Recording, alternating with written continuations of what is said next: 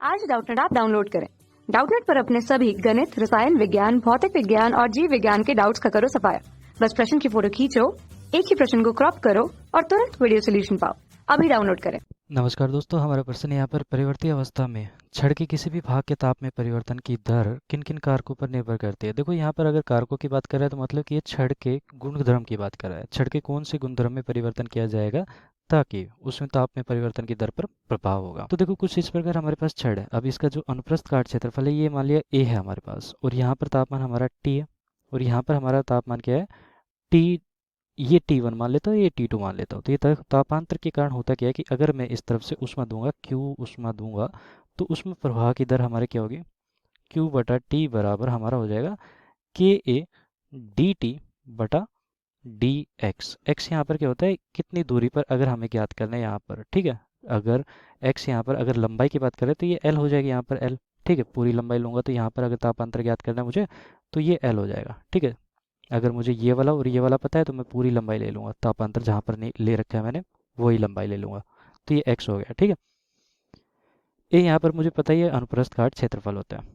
अनुप्रस्थ काट क्षेत्रफल, अनुप्रस्थ काट क्षेत्रफल का मतलब होता है जैसे कि ये वाला भाग है, ये वर्ताकार है, मतलब कि गोलाकार है, तो ये वाला हो गया, ठीक है, वर्ताकार हो गया। तो ये अनुप्रस्थ काट क्षेत्रफल इसका हो गया। अगर मैं बीच में से काटूंगा तो वृत्त ही दिखेगा। ये यहाँ पर क्या होता है, ये होता है इसकी उष्मीय चालकता। उष्मीय चालकता। अब उष्मीय चालकता का मतलब क्या होता है, जैसे कि होता क्या है कि यहाँ पर कुछ पदार्थ होते हैं जिसमें उष्मीय चालकता बहुत ज़्यादा होती है। जैसे कि लोहे की बात कर लेते हैं, लोहे के इस सिरे को गर्म करूंगा जल्दी ही दूसरा सिरा भी गर्म होने लग जाएगा। लेकिन किसी और पदार्थ की बात कर लेते हैं, जैसे मिट्टी की बात कर लेते हैं, मिट्टी के इस सिरे को गर्म करूंगा दूसरे सिरे तक वो ताप पहुंच ही नहीं पाएगा। इसका कारण क्या है यहाँ पर कि वो जो ताप है, वो चालकता है, वो मिट्टी की बहुत कम होती है। इस कारण ऐसा होता है, ठीक है। ताप की चालकता जो होती है मिट्टी की बहुत कम होती है। तो ये पदार्थ का गुणधर्म है यहाँ पर। तो ये यहाँ पर क्या है, ये पदार्थ की प्रकृति पर निर्भर करता है, ठीक है। पदार्थ की प्रकृति पर निर्भर करता है। एक तरह से मैं कह सकता हूँ कि हमारा जो ऊष्मा प्रवाह की दर है वो चालकता पर भी निर्भर करती है। जितनी ज़्यादा चालकता होगी उतना ऊष्मा प्रवाह की दर होगी। तो हमसे यही पूछा गया था परिवर्ती अवस्था में। अब परिवर्ती अवस्था का मतलब क्या होता है कि जैसे कि मैंने क्या किया कि एक छड़ थी हमारे पास, अब मैंने इसको गर्म करना शुरू किया इस तरफ से, मतलब कि ऊष्मा देना शुरू किया। फिर उसके बाद क्या होता है कि ये वाला तापमान बढ़ता है थोड़ा, फिर उसके बाद ये वाला तापमान थोड़ा और बढ़ता है, इस भाग का भी तापमान हमारा बढ़ता रहता है। तो धीरे धीरे क्या होगा कि बढ़ता रहेगा ये तापमान, मतलब कि कुछ यहाँ पर जो तापमान है बढ़ता रहेगा, ठीक है, इसका। फिर एक समय आएगा कि वहाँ पर हमारा जो तापमान है नियत हो जाता है, मतलब कि सोड अगर मान लो कि 150 डिग्री सेल्सियस तक ही गर्म होता पाता है, उसके बाद ये उष्मा चाहे कितनी भी दे लो वो सारी की सारी उष्मा यहाँ पर स्थानांतरित कर देगा। तो ये T1 मतलब कि एक नियत हो जाता है फिर, ठीक है। तो यहाँ का तापमान अधिकतम हो जाएगा, फिर यहाँ का भी तापमान अधिकतम हो जाएगा, यहाँ का तापमान भी अधिकतम हो जाएगा। तो वो एक स्थायी अवस्था होती है। स्थायी अवस्था में क्या होता है, तापमान प्रत्येक सिरे का नियत रहता है, ठीक है। और परिवर्ती में मतलब कि बदलता रहता है, जितनी ऊष्मा देंगे उतना यहाँ पर तापमान में परिवर्तन आता जाएगा छड़ के किसी भी सिरे पर। तो स्थायी अवस्था में सिरों का तापमान जो होता है वो नियत रहता है, ठीक है।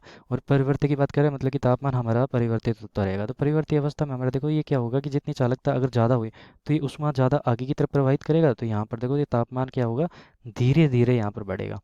अगर ऊष्मा चालकता कम हुई तो इसका मतलब हमारा तापमान, हमारे प्रत्येक सिरे का तापमान यहाँ पर जल्दी जल्दी गर्म होगा, क्योंकि यहाँ पर ऊष्मा पहले ही खर्च हो जाएगी। तो यहाँ पर मैं लिख देता हूँ, हमारा यहाँ पर पूछा क्या गया था कि कारक, ठीक है, परिवर्ती अवस्था में किन किन कारकों पर निर्भर करती है और किसका, किसी भी भाग का ताप। तो किसी भी भाग का ताप, और एक तरफ लिख देता हूँ कारक, किसी भी भाग का ताप, भाग का ताप, और एक तरफ लिख देता हूँ कारक कौन कौन से है वो, ठीक है। तो पहला कारक मैं लेकर चल रहा हूँ यहाँ पर कौन सा, हमारी चालकता। तो चालकता इसको मैं के कहूँगा। अगर के का मान बढ़ता है मतलब कि किसी विभाग का ताप यहाँ पर क्या होगा, धीरे धीरे बढ़ेगा, क्योंकि वहाँ पर जो चालकता होगी वो ज़्यादा होगी। अगर चालकता हमारी अधिक है, ठीक है, ये ऐसे लिख देता हूँ, चालकता अगर अधिक है तो हमारा जो धीरे धीरे है वो तापमान बढ़ेगा सिरे का, ठीक है। किसी भी भाग का तापमान धीरे धीरे बढ़ेगा, क्योंकि यहाँ पर देखो ये चालकता ज़्यादा है, तो चालकता क्या करेगी, जल्दी से ये चालन कर देगी ऊष्मा का आगे। तो यहाँ पर ये वाला भाग है, ये वाला भाग है, किसी भी सिरे का तापमान यहाँ पर धीरे धीरे बढ़ेगा। और अगर ये कम है तो सिरे का तापमान यहाँ पर जल्दी बढ़ेगा, ठीक है, क्योंकि वहाँ पर ही खर्च हो जाएगी। अब देखो हमने क्या किया कि एक छड़ को क्या किया कि ऊष्मा देते रहे और ऊष्मा के कारण क्या होगा कि वो छड़ खुद ही ग्रहण किए जा रही है, तो यहाँ पर ग्रहण क्षमता भी तो होगी उसके। तो ऊष्मा धारिता की बात कर लेते हैं यहाँ पर, ऊष्मा धारिता।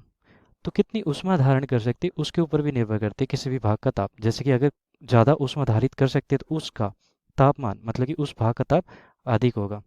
ठीक है, मैं यहाँ पर लिख रहा हूँ ऊष्मा धारिता हमारा C अगर अधिक है तो किसी भी भाग का तापमान ज़्यादा बढ़ाया जा सकता है, ज़्यादा बढ़ाया जा सकता है।